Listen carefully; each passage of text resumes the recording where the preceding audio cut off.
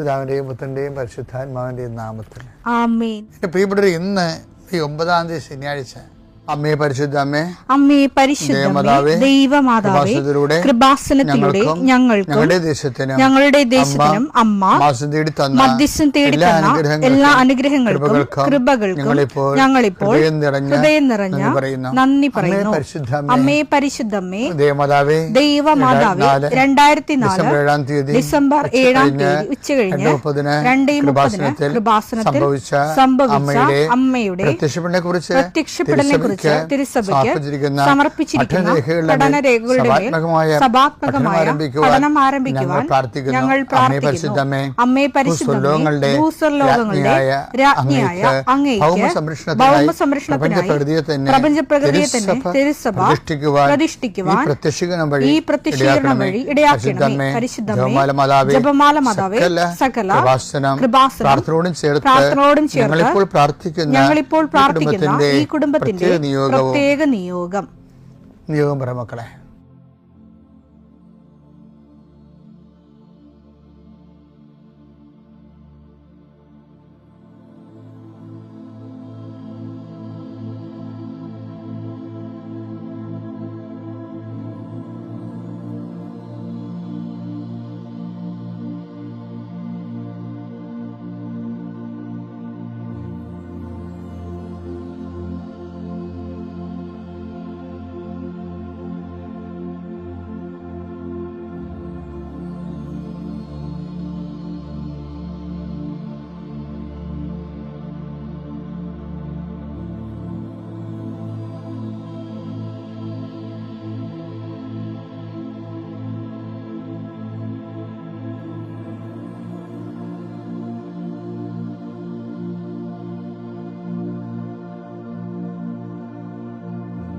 അമ്മയുടെ പ്രത്യക്ഷീകരണത്തിന്റെ ഈ അനുഗ്രഹവേളയിൽ ഞങ്ങൾക്ക് സാധിച്ചു തരുവാൻ കനിയണമേ. ആമേൻ. വിശ്വാസ പ്രമാണം. സർവശക്തനായ പിതാവും ആകാശത്തിന്റെയും ഭൂമിയുടെയും സൃഷ്ടാവുമായ ദൈവത്തിൽ ഞാൻ വിശ്വസിക്കുന്നു. അവിടുത്തെ ഏകപുത്രനും ഞങ്ങളുടെ കർത്താവുമായ ഈശോമിശിഹായിലും ഞാൻ വിശ്വസിക്കുന്നു. ഈ പുത്രൻ പരിശുദ്ധാത്മാവിനാൽ ഗർഭസ്ഥനായി കന്യകാമറിയത്തിൽ നിന്ന് പിറന്ന് പൊന്തിയോസ് പീലാത്തോസിന്റെ കാലത്ത് പീഡകൾ സഹിച്ച് കുരിശിൽ തറയ്ക്കപ്പെട്ട് മരിച്ച് അടക്കപ്പെട്ട് പാതാളങ്ങളിൽ ഇറങ്ങി മരിച്ചവരുടെ ഇടയിൽ നിന്ന് 3-ാം നാൾ ഉയർത്ത് സ്വർഗത്തിലേക്ക് എഴുന്നള്ളി സർവശക്തിയുള്ള പിതാവായ ദൈവത്തിന്റെ വലതുഭാഗത്തിരിക്കുന്നു. അവിടെ നിന്ന് ജീവിക്കുന്നവരെയും മരിച്ചവരെയും വിധിക്കുവാൻ വരുമെന്നും ഞാൻ വിശ്വസിക്കുന്നു. പരിശുദ്ധാത്മാവിലും ഞാൻ വിശ്വസിക്കുന്നു. വിശുദ്ധ കത്തോലിക്കാ സഭയിലും പുണ്യവാന്മാരുടെ ഐക്യത്തിലും പാപങ്ങളുടെ മോചനത്തിലും ശരീരത്തിന്റെ ഉയർപ്പിലും നിത്യമായ ജീവിതത്തിലും ഞാൻ വിശ്വസിക്കുന്നു. ആമേൻ. സുഖസ്ഥനായ ഞങ്ങളുടെ പിതാവേ, അങ്ങയുടെ നാമം പൂജിതമാകണമേ. അങ്ങയുടെ രാജ്യം വരണമേ. അങ്ങയുടെ തിരുമനസ് സ്വർഗത്തിലെ പോലെ ഭൂമിയിലും ആകണമേ. അന്നു വേണ്ടുന്ന ആഹാരം ഇന്ന് ഞങ്ങൾക്ക് തരണമേ. ഞങ്ങളോട് തെറ്റ് ചെയ്യുന്നവരോട് ഞങ്ങൾ ക്ഷമിക്കുന്നത് പോലെ ഞങ്ങളുടെ തെറ്റുകൾ ഞങ്ങളോടും ക്ഷമിക്കണമേ. ഞങ്ങളെ പ്രലോഭനത്തിൽ ഉൾപ്പെടുത്തരുതേ, തിന്മയിൽ ഞങ്ങൾ രക്ഷിക്കണമേ. ആമേൻ. നന്മ നിറഞ്ഞ മറിയമേ, സ്വസ്തി. കർത്താവ് അങ്ങയുടെ കൂടെ സ്ത്രീകളിൽ അങ്ങ് അനുഗ്രഹിക്കപ്പെട്ടവളാകുന്നു. അങ്ങയുടെ ഉദരത്തിൻ ഫലമായി ഈശോ അനുഗ്രഹിക്കപ്പെട്ടവനാകുന്നു. പരിശുദ്ധ മറിയമേ, തമ്പുരാന്റെ അമ്മേ, പാപികളായ ഞങ്ങൾക്ക് വേണ്ടി ഇപ്പോഴും ഞങ്ങളുടെ മരണസമയത്തും തമ്പുരാനോട് അപേക്ഷിക്കണമേ. ആമേൻ. കർത്താവേ, നിന്റെ ഉന്നതമായ നാമത്തിന് സ്തോത്രം ചെയ്യും. കർത്താവേ, നിന്റെ വിശുദ്ധ പൗരോഹിത്യത്തെ മഹത്വപ്പെടുത്തണമേ. കർത്താവെ, സഭയിലുള്ള സാന്നിധ്യം പ്രകടമാക്കണമേ. 40 വർഷം ഞാൻ അർപ്പിച്ച കൃപാന്റെ യുഗതിയാൽ കൃപാസ്ഥാനത്താറെ ജീവനോടെ പ്രത്യക്ഷപ്പെട്ട മാതാവിന്റെ മാധ്യസ്ഥത ഇന്ന് അങ്ങയുടെ മക്കളെ പ്രാർത്ഥന കൂടുന്ന എല്ലാ മക്കൾക്ക് വേണ്ടി പ്രാർത്ഥിക്കുകയാണ്. നിന്റെ കൂടെ അമ്മ ഉണ്ടാവുമെന്ന് ഓർക്കണം ദൈവപൈതലേ. കർത്താവ്, കിടപ്പായിപ്പോയവര്, ഇങ്ങനെ ആരോഗ്യമുണ്ട് പക്ഷെ കിടന്നു പോയവര്, ചിലപ്പോൾ അപകടം ഉണ്ടായി കിടന്നു പോയവർ, കർത്താവെ, പ്രഷർ വന്ന് കിടന്നു പോയവർ, കർത്താവിൻ്റെ തിരുമുറുവാർന്ന വലതുകരം, ആണിപ്പെടുതാറുന്ന അത്ഭുതകരം ആ കിടന്നുപോയ മക്കളുടെ മേൽ ശരീരത്തിൽ തലയ്ക്കപ്പെടട്ടെ. യേശുക്രിസ്തു ഉന്നതമായ നാമത്തിൽ നീ സൗഖ്യം പ്രാപിക്കട്ടെ എന്ന് കൽപ്പിക്കുന്നു. കർത്താവെ, പടലപ്പിണക്കങ്ങളും തൊഴുത്തിൽ കുത്തുമൂലം കുടുംബത്തിൽ കലഹവും കോലാഹലങ്ങളും സമാധാനം നഷ്ടപ്പെട്ട കുടുംബങ്ങൾ. നീ ഏത് ഭവനത്തിൽ പ്രവേശിക്കുമ്പോഴും ആ ഭവന സമാധാനം ആശംസിക്കണം. സമാധാന ദൂതൻ അവിടെ ഉണ്ടെങ്കിൽ നിൻ്റെ സമാധാനയുടെ പരിക്കും. കർത്താവെ, അടിയൻ്റെ പ്രാർത്ഥന കൊണ്ടും അമ്മയുടെ പ്രത്യക്ഷീകരണം കൊണ്ടും കർത്താവെ, ആ കുടുംബങ്ങൾക്ക് സമാധാനം ഉണ്ടാകണമെന്ന് പ്രാർത്ഥിക്കുന്നു.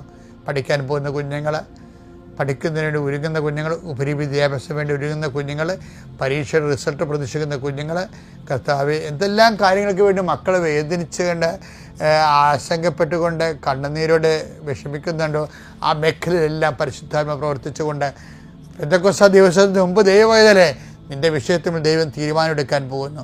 കർത്താവിൻ്റെ മുമ്പിൽ നീ ജാഗ്രതയോടെ പെരുമാറുക.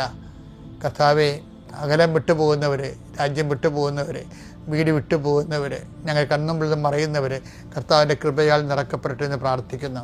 എൻ്റെ കർത്താവെ, ജോലിയില്ലാത്തതിൻ്റെ പേരിൽ വിസ പുതുക്കാത്തതിൻ്റെ പേരിലും യാത്രയ്ക്ക് നാട്ടിലേക്ക് വരാൻ പറ്റാത്തതിൻ്റെ പേരിലും തിരിച്ചു പോകാൻ പറ്റാത്തതിൻ്റെ പേരിലൊക്കെ കുടുങ്ങി കിടക്കുന്നവർ എൻ്റെ കർത്താവിൻ്റെതുമായ എന്തെങ്കിലും ബന്ധനങ്ങളെ ഞാൻ അർപ്പിച്ച 40 വർഷത്തെ ബലിയുടെ ശക്തിയാൽ ബന്ധിക്കുന്നു, അഴിച്ചു മാറ്റുന്നു. കർത്താവിൻ്റെ കരുണ നിന്നെ ആവശ്യിക്കുകയും നീ വിടുതൽ പ്രാപിക്കുകയും ചെയ്യട്ടെ. I command you in the name of Jesus Christ, you be healed and delivered. പിതാവും പുത്രനും പരിശുദ്ധാത്മാവിശ്വരം നീക്കും. ആമേൻ.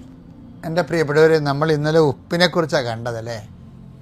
ഉപ്പ് ഒരു മനുഷ്യരുടെ മുമ്പിൽ ക്രിസ്തുവിനെ മനുഷ്യൻ സ്വീകരിക്കുമ്പോൾ ഉണ്ടാകുന്ന അധിക രുചിയും എൻഹാൻസ്മെൻ്റ് അല്ലേ, enhancement the behaviour with the spirit of Christ. അതാണ് ഞാൻ ഈ പറഞ്ഞുകൊണ്ടിരിക്കുന്നത്. കർത്താവിൻ്റെ ചൈതന്യത്തിൽ ജീവിതത്തിൽ, കർത്താവിൻ്റെ കൃപയിൽ ജീവിതത്തെ പുതിയ ചൈതന്യത്തിലേക്ക് ബൈബിൾ ഉപയോഗിക്കുന്ന. അപ്പം നമ്മൾ പെന്തക്കോസ്താ തിരുനാളിലേക്ക് പോകുമ്പോൾ ഈ പുതിയ ചൈതന്യത്തെക്കുറിച്ച് എസെക്കിയേൽ 11:19 നോക്കാം.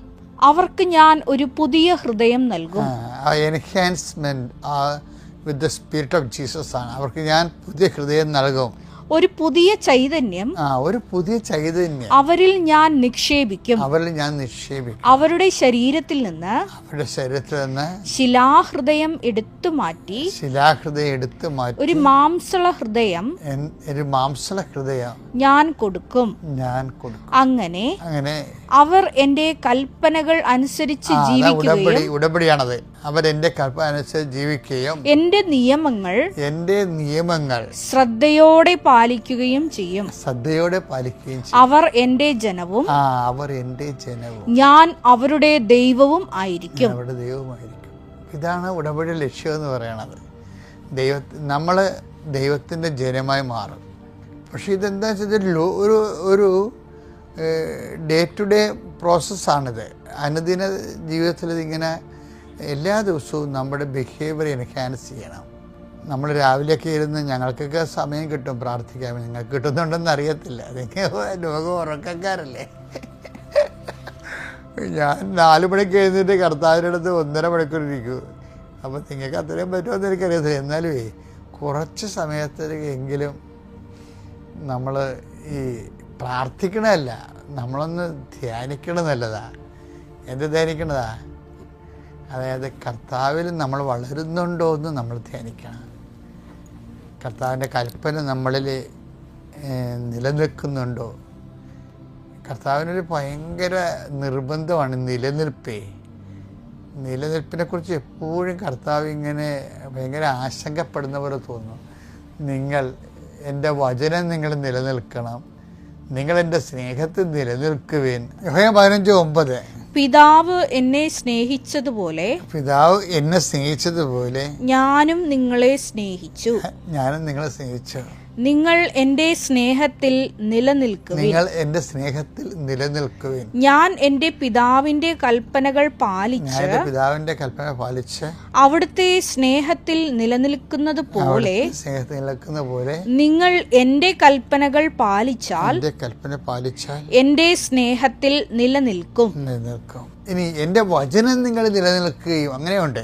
യോഹന്നാൻ 15:7. നിങ്ങൾ എന്നിൽ വസിക്കുകയും എന്റെ വാക്കുകൾ നിങ്ങളിൽ നിലനിൽക്കുകയും ചെയ്യുന്നെങ്കിൽ ഇഷ്ടമുള്ളത് ചോദിച്ചുകൊള്ളുക, ഇഷ്ടമുള്ളത് ചോദിച്ചു കൊള്ളുക, നിങ്ങൾക്ക് ലഭിക്കും.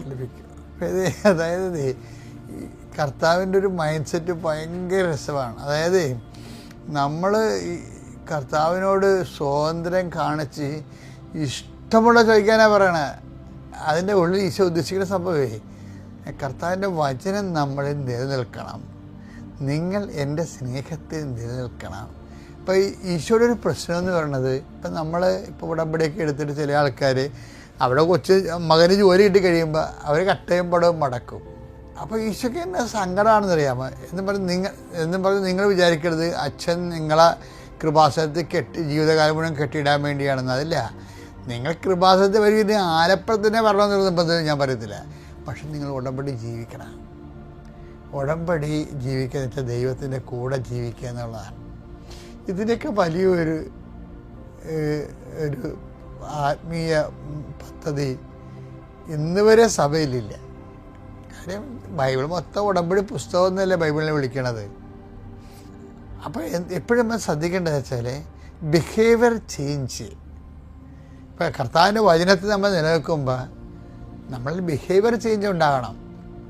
കർത്താവിൻ്റെ സ്നേഹത്തിൽ നിലനിൽക്കുമ്പോൾ നമ്മളിൽ പെരുമാറ്റത്തിൻ്റെ അകത്ത് ഗുണനിലവാരമായ ഒരു മാറ്റം ഉണ്ടാകണം. ശരിയൊക്കെ പറയുവേ, എനിക്ക് പണ്ട് ഈ ധർമ്മക്കാരെ കാണുമ്പോൾ അറപ്പായിരുന്നു. ഞാനിങ്ങനെ ആൾക്കാരുടെ ഉടുപ്പൊന്നും എടുക്കത്തില്ല. ഇപ്പം ചില കുട്ടികളാകുമ്പോൾ കണ്ടിട്ടില്ലേ, ഇപ്പം ഞങ്ങളൊക്കെ കുഞ്ഞുനാളൊക്കെ പഠിക്കുന്ന സമയത്ത് ചില പിള്ളേർ വീട്ടിൽ നിന്ന് അവർ പറഞ്ഞു വിട്ടിട്ടുണ്ടായിരിക്കും, വേറെ ആരും മുട്ടത്തില്ല. അവരിങ്ങനെ മാറ്റി തള്ളി മാറ്റിയിട്ട് അവർ മാറി നിർത്തി നടുക്ക് സ്ഥലം പിടിക്കും. ചില അമ്മമാർ മക്കളോട് പറയും, നിങ്ങൾ മറ്റു പിള്ളേരുടെ ഒന്നും പോകരുത്, അവർ ചീത്തയാണ്, അവർ സംസാരിക്കരുത് എന്നൊക്കെ പറഞ്ഞ് വളർത്തും. അതുപോലെ തന്നെ ആയിരിക്കും അത്. എന്ന് വെച്ച് കഴിഞ്ഞാൽ അവർ വളർന്നു കഴിഞ്ഞാൽ ആ നാട്ടുകാരുമായിട്ട് ഒരു ബന്ധം ഉണ്ടാകത്തില്ല. ഈ രാജ്യം വിട്ടു പോകുന്ന ആൾക്കാരില്ലേ, അതിനകത്തൊരു 2% നാട്ടുകാരുമായിട്ട് പണ്ടേ ബന്ധമില്ല അവർക്ക്. കാര്യം എന്ന് വെച്ചാൽ അവരെ വളർത്തിയിരിക്കുന്ന രീതി ബ്രോട്ടപ്പ് അങ്ങനെയാണ്. മറ്റുള്ളവർ അഴുക്കാണ്, കൊള്ളാത്തവരാണ്, സംസാരിക്കാൻ കൊള്ളാത്തവരാണ്, അവിടെ ചീത്ത സ്വഭാവക്കാരാണ്. ഇവരുടെ പ്രിജുഡ്യൂസുകൾ, മുൻവിധികൾ കുട്ടികളെ പറഞ്ഞിട്ട് അവരിങ്ങനെ ഈ അന്തർമുഖരാകും മറ്റുള്ളവരോട് മുമ്പിൽ. അതിങ്ങനെ വളർന്നു കഴിഞ്ഞാലും ആ ഒരു മാനസിക രോഗം നമുക്കുണ്ടാകും. എപ്പോഴും നമ്മൾ ശ്രദ്ധിക്കണം. ആൾക്കാർ നിങ്ങളെ മിണ്ടിലെ കുഴപ്പമില്ല, ചില ആൾക്കാരെ കൊള്ളത്തില്ലെന്ന് പറഞ്ഞ് പഠിപ്പിക്കരുത് ഒരിക്കലും. ഉടമ്പടിയിൽ ചില ആൾക്കാർ പരാജയപ്പെടുന്നത് എന്തുകൊണ്ടാണ്? മറ്റുള്ളവർ കൊള്ളത്തില്ല, അവരോട് സംസാരിക്കാൻ കൊള്ളത്തില്ല, അവർ മോശമാണ് ആൾക്കാരെന്ന് കുഞ്ഞുനാളിലെ മുതൽ പറപ്പിച്ച കാരണം ഇവർക്കൊരു പത്രം വരെ കൊടുക്കാൻ പാടാണ്. അവരെ സഹായിക്കാൻ ഇവർക്ക് പറ്റത്തില്ല. കാര്യം എന്താണ്? ഇവരെ പുറകിൽ നിന്ന് അവരെ പിടിച്ച് വലിക്കും. ആരെയാണ്? ഈ ചത്തുപോയ അമ്മയുടെ ആത്മാവാണ് പിടിച്ചു വലിക്കണത്. കാര്യം അമ്മ ഇങ്ങനെ പറഞ്ഞു കൊടുത്തിരിക്കുകയാണ്, മറ്റുള്ളവർ കൊള്ളത്തില്ല എന്ന്, അയൽവാസി കൊള്ളത്തില്ല, തെക്കോട്ട് ഇപ്പോൾ ചില മരുമക്കൾ കെട്ടി വീട്ടിൽ വരുമ്പോൾ എന്തുകൊണ്ട് മരുമക്കളോട് ഭയങ്കര വഴക്കുണ്ടാകണം? എന്തുകൊണ്ടാണ്? ഈ തള്ളു നടന്ന് എല്ലാവരെയും വെറുപ്പിച്ച് കാണും. അവർക്കങ്ങനെ വെറുക്കാൻ പറ്റിയ ആൾക്കാരൊന്നുമല്ല. ഇപ്പോൾ ഞാനൊരു ഇടവക വികാരിയായിട്ട് ചെല്ലുമ്പോൾ കുറേ അണ്ണന്മാരിങ്ങനെ 2 ദിവസം നമ്മുടെ മേട കയറി ഇറങ്ങും. എന്താ പറഞ്ഞത്? അച്ഛാ ഞങ്ങളൊക്കെ ഇടയ്ക്കൊക്കെ ഒന്ന് സഹായിക്കാവേ, അച്ഛൻ എന്തുകൊണ്ട് ഞങ്ങളോട് പറയണം കേട്ടോ. അപ്പം നമ്മൾക്ക് നല്ല തകപ്പെട്ട മനുഷ്യരാണല്ലോ എന്ന്. പിന്നെ ചില ആൾക്കാരൊക്കെ സൂക്ഷിക്കണം കേട്ടോ, അബദ്ധത്തിന് വേണ്ടി ഒരു കാര്യമില്ല. എന്നിട്ട് ഇവർക്ക് വെറുപ്പുള്ളവരുടെയൊക്കെ നമ്മളോട് ഇങ്ങനെ പറഞ്ഞു തരും. നിർഭാഗ്യവശാൽ ചില അച്ഛന്മാരെങ്കിലും ഇവന്മാരുടെ മധുരക്കെണിയിൽ വീണു പോകും. ഇതൊരു ഹണി ട്രാപ്പാണേ. അച്ഛന്മാർ സ്ഥലം മാറി ചെല്ലുമ്പോൾ ആദ്യത്തെ ഈ ഹണി ട്രാപ്പുകാർ ആദ്യത്തെ 5 ദിവസങ്ങളിൽ ഇവർ വന്നുകൊണ്ടിരിക്കും. കാര്യത്തിൽ ഇവർ കോമ്പറ്റീഷനിൽ പരാജയപ്പെട്ടരും ഇവർ പുറന്തള്ളപ്പെടാതിരിക്കാൻ വേണ്ടി ഇവരൊരു സിറ്റുവേഷൻ ഉണ്ടാക്കുക. ഇത് തന്നെയാണ് കെട്ടിച്ചെല്ലുന്ന മരുമക്കൊക്കെ ഉണ്ടാകണത്. അമ്മ പറയും, അവിടെ പോകരുത്, ഇവിടെ പോകരുത്, അവൾ കൊള്ളത്തില്ല, അവൾ അഴുക്കാണ്, അവൾ വേറെ ഇടത്തിൻ്റെ കൂടെ ജീവിക്കണത്. ആരും അറിഞ്ഞ് കാണത്തില്ലേ. പക്ഷേ ചില മരുമക്കൾ സ്മാർട്ടാണ്. അവർ പറയും, അത് നിങ്ങളോട് അങ്ങനെയൊക്കെ പെരുമാറാമായിരിക്കും, എനിക്ക് അങ്ങനെയൊന്നും പറ്റത്തില്ല, മനുഷ്യരോട് സംസാരിക്കാതിരിക്കാനൊന്നും പറ്റത്തില്ല. അപ്പം നിങ്ങൾ ആൾക്കാർ ഇടപെട്ട് കഴിയുമ്പോൾ നിങ്ങൾക്ക് മനസ്സിലാവും എന്തൊരു തങ്കപ്പെട്ട മനുഷ്യരാണെന്ന്. മനുഷ്യൻ ബേസിക്കായിട്ട് നല്ല ആൾക്കാരാണേ. നമ്മൾ പെരുമാറുന്ന പോലെ ഇരിക്കും അവർക്ക് നമുക്ക് റെസ്പോൺസ് കിട്ടുന്നത്. ഞാനിപ്പോൾ ഈ രോഗമൊക്കെ വന്നതിന് ശേഷം ഞാനിപ്പോൾ എനിക്ക് ടൈറ്റായി വെച്ചാൽ കിഡ്നിയുടെ രോഗമൊക്കെ വന്നതിന് ശേഷം ഞാൻ ഇത്തിരി ടൈറ്റായി. ഇപ്പോഴാണ് ഞാൻ കുറച്ച് ഡിസിപ്ലിൻ എടുക്കുന്നത്. പണ്ട് ഞാൻ രാവിലെ മുതൽ രാത്രി 9 മണി വരെ ആൾക്കാർ നിന്ന് കാണുമായിരുന്നു. അതിൻ്റെ ഒരു കൃപയാണ് എനിക്കിപ്പോഴും കർത്താവ് തന്നിരിക്കണത്. ഇപ്പം നമുക്ക് സെലക്റ്റീവ് ആയിപ്പോയില്ലേ. സെലക്റ്റീവ് എന്നല്ല, ഇപ്പം എന്താ നമ്മൾ ചെയ്യണത്, ഏറ്റവും ഇന്നാണ് ഉടമ്പെടുക്കണമെങ്കിൽ ഇന്നച്ഛൻ കാണും ആൾക്കാരാണ്. പക്ഷേ മോസ്റ്റ് സീരിയസ് വിഷയമായിരിക്കണം, രേഖ ഉണ്ടായിരിക്കണം. അത് ന്യായമായ ഒരു കാര്യമാണ്. അപ്പം ആരും കാണാതിരിക്കത്തില്ല ഒരിക്കലും. ഞാൻ പറഞ്ഞു ഇങ്ങനെയാണ്, ആരെക്കൊണ്ടും മുൻവിധി എടുത്ത് റിസർവ്ഡ് ആകരുത്. മുൻവിധിയോടുകൂടി ജനമെല്ലാം ബേസിക്കായിട്ട് നല്ലവരാണ്. എല്ലാവരും നമ്മൾ പെരുമാറുന്ന പോലെ ഇരിക്കും. അപ്പം അതുകൊണ്ട് നിങ്ങളിൽ ഉപ്പുണ്ടായിരിക്കട്ടെ എന്ന് ഈശോ പറഞ്ഞില്ലേ. ഉടമ്പടി എന്ന് പറഞ്ഞാൽ എൻഹാൻസ്മെൻറ്റ് ബിഹേവിയറാണ്.